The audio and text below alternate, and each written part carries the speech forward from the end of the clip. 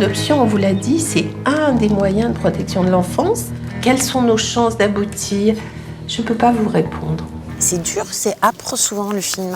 Il y a quelque chose de difficile, c'est des thèmes qui sont durs. On ouvre quand même un film avec un bébé qui naît, qui a encore du vernix sur lui, qui est un peu bleu, qui sort du ventre de sa mère.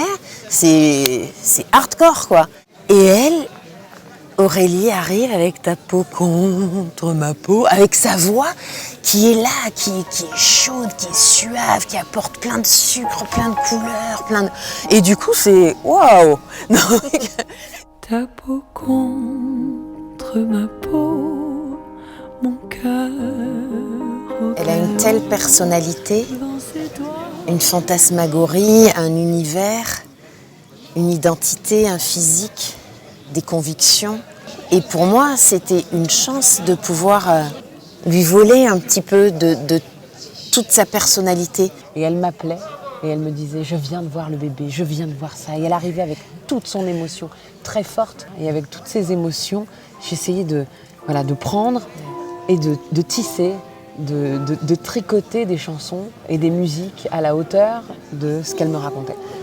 J'ai du mal à écrire avec des émotions complètement inconnues pour moi ou avec des choses que je ne connais pas. Il faut, à un moment donné, que je les fasse miennes, que j'arrive à leur trouver un rapport avec mon histoire ou que j'arrive à faire de mon histoire quelque chose qui se rapproche de ça. Donc il fallait que je trouve dans son sujet quelque chose qui me ressemble.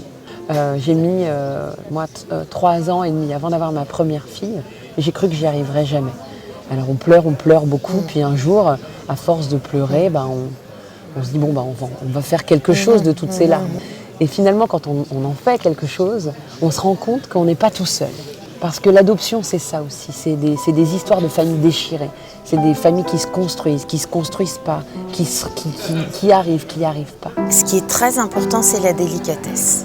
Mais ce qu'il ne faut pas faire, c'est avoir une musique ou des chansons qui sont révélatrices. Parce que là, je ne lui rends pas service si j'arrive à quelque chose de pauvre et que j'attends qu'elle soit ma bouée de secours avec la musique. C'est une charge qui est trop lourde pour un compositeur de sauver des séquences.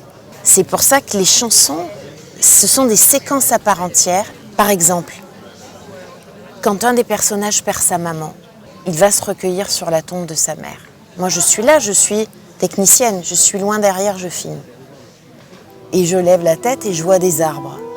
Et je les entends. J'entends un vent comme des mélopées, comme des psaumes, comme des prières. Et soudainement, sa voix, et cette chanson, c'est un personnage du film qui accompagne quelqu'un dans une douleur. J'ai commencé à composer des mélodies avec des bribes de mots comme ça qui me venaient. Et j'enregistrais ça sur mon téléphone. Et je pense qu'elle a été touchée par cette chose, ce travail très minimaliste. Ouais. De juste la voix et la guitare ou juste la voix et le piano.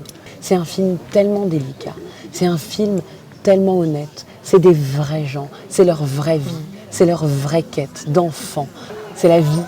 Et donc, on n'a pas envie de déborder, on a envie de rester très délicat, on a envie d'être avec eux, on a envie de leur laisser toute la place en fait.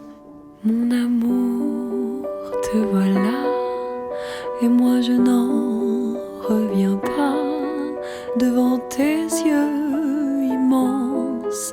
Mon cœur ne bat pas, il danse, mes bras n'attendent.